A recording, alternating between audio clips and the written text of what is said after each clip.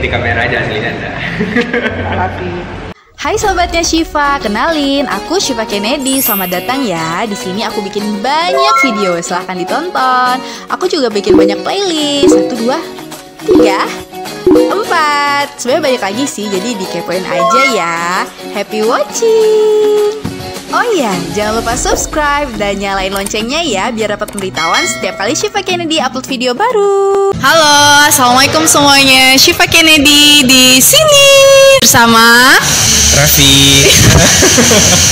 Ini adalah video part 2 dari sambungan video sebelumnya. Bagi teman-teman yang belum nonton part 1, silahkan nonton dulu ya di video ini.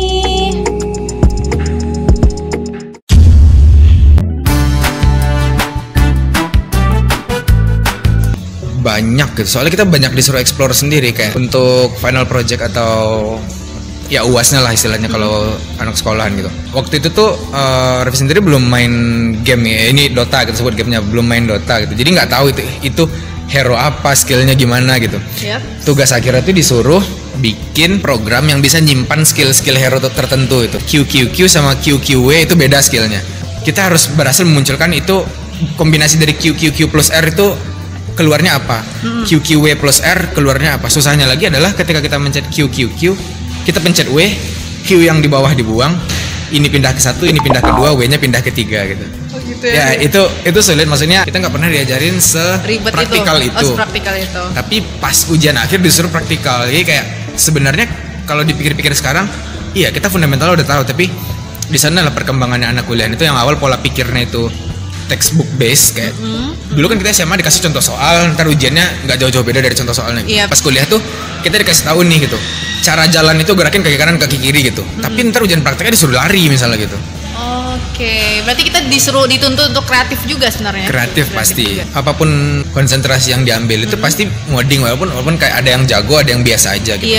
Tapi ya nanti kalau keluarannya itu nggak mesti jadi software engineer, nggak mesti jadi developer yang bikin program, bisa jadi QA itu untuk itu apa? Quality assurance, tukang cek-cek.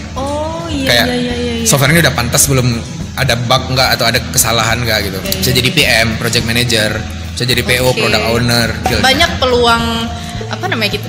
Kalau kita bilang peluang lapangan kerja sebenarnya nggak melulu harus memang fokus di bikin software ya. Enggak sih, kalau kita realistically ngomong dan ngelihat data-data sekarang, itu karena orang pandemi itu orang berbondong-bondong ikut kursus IT, ngambil jurusan informatika, banyak yang kayak sebulan bisa bikin web gitu-gitu kan banyak sekarang tuh di saingan kita makin banyak, walaupun kita 4 tahun kuliah di informatika, tapi kalau kita nggak ada quality yang membedakan kita dengan mereka, kasarnya dengan kita memegang gelar sarjana informatika dan ada yang memegang gelar kelas online informatika, mereka bisa lebih hebat dari kita, tapi mereka seharusnya normalnya HRD ngomong-ngomong kan seharusnya mereka dibayarnya lebih rendah daripada orang yang memegang punya sarjana kan.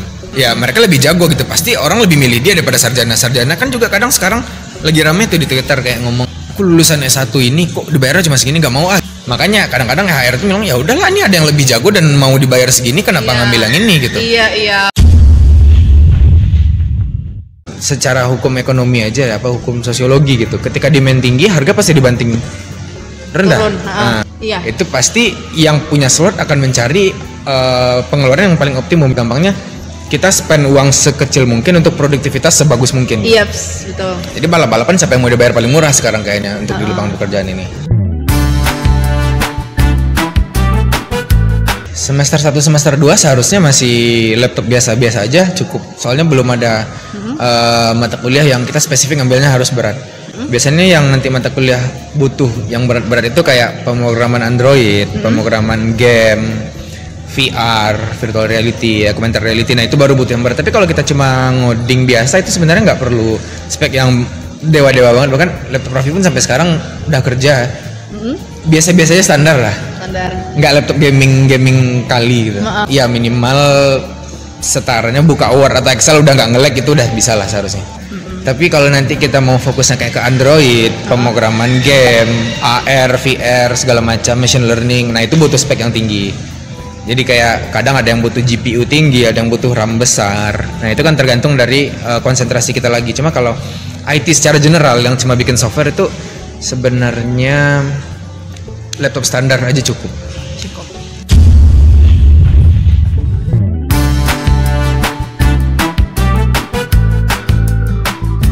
Kakak sempat dengar Raffi udah ditawarin kerja sebelum Raffi lulus gitu kan. Mungkin nanti kita bisa share di video selanjutnya ya, kalau misalnya kita berkesempatan bikin video lagi. Jadi teman-teman bisa nih kepoin ya, kira-kira apa sih tipsnya bisa diterima kerja sebelum lulus. Bahkan orang udah lulus pun susah sekarang ya, zaman sekarang, apalagi nanti mungkin di next video. Tapi kalau dari Raffi sendiri untuk jurusan IT sampai saat ini gimana sih peluang kerjanya, terutama di masa pandemi orang memang make produk ya, move-nya banyak ke IT gitu. Peluang kerja sebenarnya IT itu luas banget ya, kayak hampir semua sektor industri, sektor perbankan, sektor apapun lah, itu pasti ada IT-nya. Medis pun butuh IT-nya. Cuma ya tergantung kualitas kita sebagai seorang either developer atau programmer ataupun QA. Itu kita serius nggak ketika mendalami itu. Selama kuliah kan banyak orang yang nggak tahu, ternyata tiba-tiba lulus gitu. Istilahnya selama 4 tahun nggak tahu ngapain, tiba-tiba sudah lagi di Geraha gitu. Oh gitu. Karena kuliah 4 tahun tuh nggak kerasa sebenarnya, tiba-tiba selesai gitu. Kita tuh kita boleh jago semua, tapi ada satu hal yang kita benar-benar dalamin jago gitu. Apalagi kalau di IT ini misalnya, boleh seorang programmer itu emang harus ngerti Android sedikit boleh, ngerti web sedikit boleh, ngerti front end, ngerti back end itu boleh. Cuma kita harus ada satu bidang yang kita benar-benar kuat di sana. Kalau misalnya nanti ternyata udah sampai lulus kita nggak kuat juga ngodingnya, mungkin kita bisa ngambil jalur yang lebih sedikit ngoding, mungkin ke jadi PM atau jadi ya banyak lah akar-akar yang bisa diambil. Gak semua lulusan IT itu harus benar-benar dewa di coding gitu. Kalau semuanya dewa ngoding, ntar nggak ada yang jadi PM dari pihak IT-nya, nggak ada yang jadi QA-nya juga gitu. Walaupun QA itu sebenarnya ada dua, ada QA manual, ada QA yang ngoding juga. Kayak dia bikin istilahnya automation testing. Dia mengetes sebuah produk dengan codingan. Kayak misalnya contoh paling gampang nih, kita bikin halaman untuk daftar ulang. Kan ada nama, email, nomor HP. Nah itu bisa dites otomatis sama si robot ini nanti. Si program codingan ini bisa ngetes semua input field itu udah sesuai belum. Kayak kadang ada yang aneh-aneh kan, misalnya di kolom nomor HP dia malah nulis nama gitu. Itulah logikul kan, kayak seorang QA ini harus kreatif jadi orangnya, kayak dia harus mikir di luar out of the box banget. Kayak paling sering diomongin ya kalau misalnya kita ngobrol sama QA gitu, kita disuruh bikin kalkulator nih gitu, udah dites nih bisa gitu. Cuma QA itu dia bukan ngetes nambah 1 tambah 1, dia ngetes A tambah A jadi apa di kalkulator itu. Udah di handle belum, udah di restrict belum, apa sih di restrict, udah di nggak bolehin belum kita nulis abjad di kalkulator itu. Ngerti. Nah itulah QA yang ngerja harus paham. Kayak orang-orang biasanya kalau orang-orang iseng itu kerjaannya ngapain di codingan di program kita gitu. Melihat peluang itu di mana gitu ya, tergantung passion sama kelebihan kita juga. Ya nggak semua orang juga yang kuat nulis ribuan baris codingan gitu. Karena ya nanti pas kerja pun kita kerjanya sebagai tim kan, tim player. Maksudnya satu orang ngerjain fitur ini, satu ngerjain fitur ini, satu ngerjain fitur ini, digabungin 3 fitur itu jadi satu produk yang utuh gitu. Jangan ikut-ikut teman dalam milih jurusan, itu nomor 1. Jangan pride doang yang ditinggin, kayak ini passing grade-nya paling tinggi, aku pintar, masuk ini aja gitu. Jangan gitu. Kalau misalnya kita pintar pun tapi passion kita itu nggak ada di IT, itu bakal sulit. Kuliah IT itu nggak gampang, sulit pasti. Semua kuliah sulit. Tapi kalau kita enjoy, kita menikmati kuliah itu, ya tiba-tiba nggak kerasa aja tahu lulus nanti gitu. Yang paling utama adalah jangan mengira seorang IT atau lulusan informatika itu selalu orang yang kayak dewa dalam segala hal gitu, kayak bisa benerin printer, kalau misalnya setrika rusak bisa benerin setrika. Tetangga kita, aduh kok nggak bisa, kan kamu lulusan IT gitu ya. Kayak token listrik habis disuruh anak IT ngisiin itu ya bisa, cuma IT itu tuh luas gitu.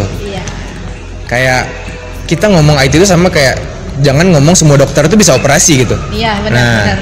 Nggak semua IT juga bisa ngoding, nggak semua IT juga bisa QA, nggak semua IT juga bisa ngehack. Ada orang yang memang fokusnya itu di hack, dia tuh ya orang-orang yang konsentrasinya nanti ngambil keamanan jaringan segala macam gitu. Pastiin istiqomah benar-benar di hati, kira-kira bertahan di sana gitu, karena berjuang di dunia itu tuh sulit. Oh iya, jangan lupa subscribe dan nyalain loncengnya ya, biar dapat pemberitahuan setiap kali Syifa Kennedy upload video baru. Oke deh, mungkin itu aja sharean Syifa dan Raffi hari ini. Semoga benar-benar bermanfaat untuk teman-teman yang nonton. Silahkan komen di kolom komentar bawah. Siapa tahu nanti Raffi bantu jawabin komen. Boleh. Ya, jangan lupa kepoin Raffi juga di Instagram sini, dan juga kepoin YouTube-nya Raffi di sini. Ya, kita tunggu podcast Raffi yang akan segera muncul. Terima kasih ya teman-teman semuanya. Jangan lupa like, comment, dan subscribe. Dan follow our Instagram @sjfkndi dan Raffi Ramadan 27. sampai ketemu di video selanjutnya. Bye bye.